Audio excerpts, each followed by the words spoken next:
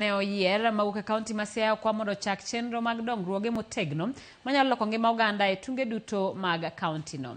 Moko kuom jogo manigi lony e sub kaunti ma Ugenya, Charles Oduor Osindo wacho ni jotelo nyaka koro tim maino kata ket maino mar neno ni giloko ngima oganda kokalo kuom chenro mantiere gi ngufu.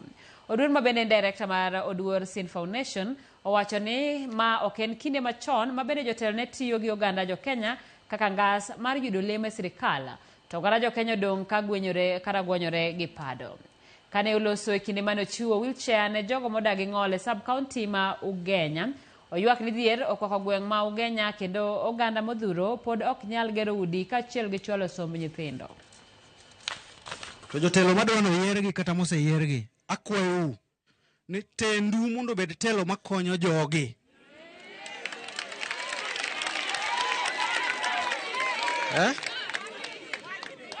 Obed telo mar reality.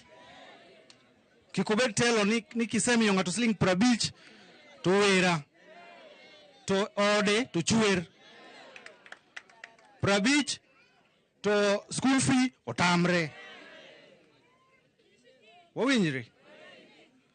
Now, wabed jok ma nigi chuny ma ok dwan nyawadgi mondo bed gi shida. Kaka wang'eny ni, kineno ka ng'ani nigi shida tikonye, dong wadhi konyo ji te. To mane medoro ng'ata man kod chuny bilano oriwre koda kati bed ng'a. Lamo makende otimne nyathi matin ne